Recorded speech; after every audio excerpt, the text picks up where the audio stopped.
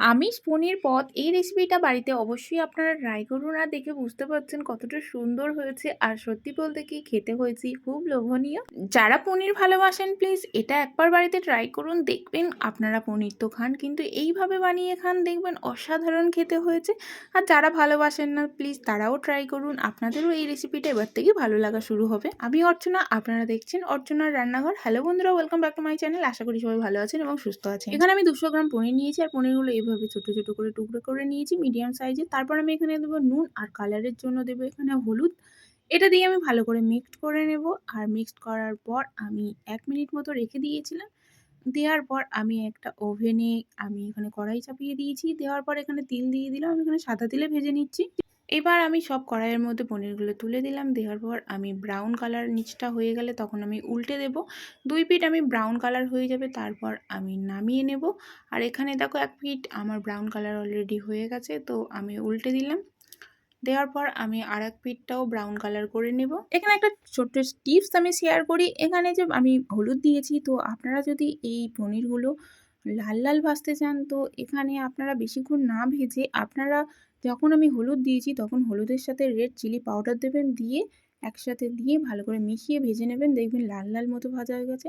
তো এখানে দেখুন আমার ভাজাগুলো হয়ে গেছে পনির। এরপর কড়াই যে তেলটা ছিল তার মধ্যে আমি আলুগুলো ভেজে নেব।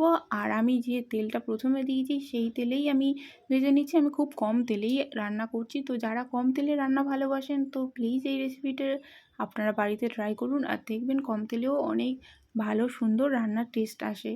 এরপর আমি ভালো করে ভেজে নিলাম। নেওয়ার পর আমি এবার আলুগুলো তুলে নেব। আর সাথে আমি একটু হলুদ দিয়েছিলাম। এরপর আমি দেব কড়াইয়ে, এখানে দিয়েছি আমি এলাচ, লবঙ্গ আর দারচিনি। দিয়ে আমি এবার দেব পেঁয়াজ বাটা। এখানে আমার 50 গ্রাম পেঁয়াজ আছে। এবার আমি এটাকে ভালো করে নাড়াচাড়া করে নেব। এইটা আমি লো ফ্লেমে আমি নাড়াচাড়া করব। আর তারপর আমি একটু মিডিয়াম ফ্লেম দেব। দেওয়ার পর 1 মিনিট মতো ভাজা হয়ে গেলে যখন তেলটা ছাড়বে, তারপর আমি এখানে আদা আর রসুন আর এখানে দিয়েছি কাঁচা লঙ্কা। এখানে আমি 1 চামচ করেই দিয়েছি যেহেতু আমি 200 গ্রাম এখানে পনির আছে।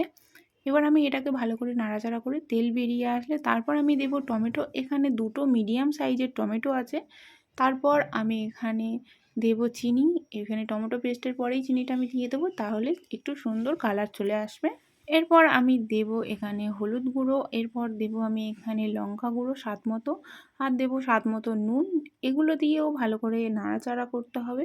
আর এখানে প্রত্যেকটাই কিন্তু কষিয়ে নিতে হয়। এরপর দেব আমি এখানে মটরশুঁটি। এখানে মটরশুঁটি আমি কাঁচাই দিয়েছি। আপনারা চাইলে এখানে হালকা সিদ্ধ করে আপনারা দিতে পারেন। 50% মতো সিদ্ধ করবেন, করে আপনারা দিতে পারেন। এরপর আমি দেব এখানে একটা পেস্ট। এই পেস্টটা দই আছে আর আছে কাজু বাদাম। এটা আমি ভালো করে এখানে দিয়ে দিলাম। এখানে 25 গ্রাম মতো দই আমি দিয়েছি।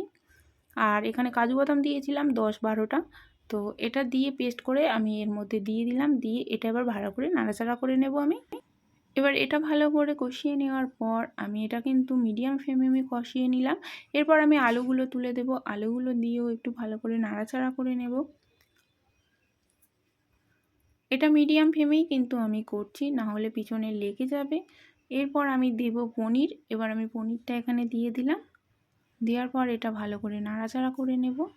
এইভাবে আপনারা রেসিপিটা পুরোটাই ফলো করে এবং সেম বানান, দেখবেন কতটা টেস্টি হয়েছে আর অসাধারণ খেতে হয়েছে। এরপর আমি জল দেব। এখানে যে আমি জলটা দিলাম এই জলটা কিন্তু গরম করা আমার জল, ঠিক আছে? এই জলটা দিয়ে দিলাম। আপনারাও এরকম গরম জল দেবেন, দেখবেন আপনাদের রেসিপির টেস্টটা অনেকটা বেড়ে যাবে। এরপর আমি চাপা দিয়ে দিলাম। আর দেখতেই পাচ্ছেন স্টিমটা আমি দিয়ে দিলাম। এরপর স্টিমটা আমি নামিয়ে নেব। এবার নামিয়ে নিলাম। এখানে দেখুন রেসিপিটার কালারটা কতটা সুন্দর এসছে। যেহেতু আমি এখানে মানে লাল কালার করতে চাইছি না, তাই আমি এখানে রেড চিলি পাউডার ইউজ করিনি। যেমনই বাড়িতে আমরা খাই সেরকমই আজকের রান্নাটা আমি করলাম। খুবই সাধারণভাবে আর অসাধারণ রান্না হয়েছে। এরপর আমি আলুগুলো দেখে নেব যে সিদ্ধ হয়েছে কিনা। হ্যাঁ, আমার সব আলুগুলো এখানে সিদ্ধ হয়ে গেছিলো। আর এখানে দেখুন কতটা সুন্দর হয়েছে। এরপর আমি দেব এখানে ধনেপাতা। যারা ধনেপাতা ভালোবাসেন না বা খেতে পারেন না অবশ্যই আপনারা এটা স্কিপ করে যাবেন। এখানে একটা ছোট্ট টিপস আমি শেয়ার করি। এখানে আপনারা চাইলে এখানে গোলমরিচের গুঁড়ো এই সময়টাই আপনারা দিয়ে দিতে পারেন। আমি তার বদলে দেব আমি এখানে গরম মশলার গুঁড়ো। তো এখানে গরম মশলার গুঁড়োও সুন্দর ফ্লেভার আসে, আর এখানে গোলমরিচ দিলেও সুন্দর ফ্লেভার আসে। তো আপনাদের পছন্দ মতো আপনারা দিতে পারেন। এখানে আমি দিলাম গরম মশলার গুঁড়ো। আর এরপর দেখুন কতটা গ্রেভি হয়ে গেছে আর কতটা সুন্দর খেতে হয়েছে।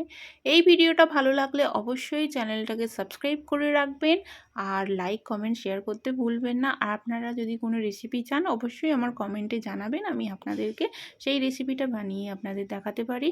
আর প্লিজ চ্যানেলটাকে সাবস্ক্রাইব করে রাখবেন। আর এই চ্যানেলে রোজ ভিডিও আপলোড হচ্ছে, প্লিজ চ্যানেলটাকে সাবস্ক্রাইব করে রাখুন। সবাই ভালো থাকবেন, সুস্থ থাকবেন, দেখা হচ্ছে অন্য ভিডিওতে।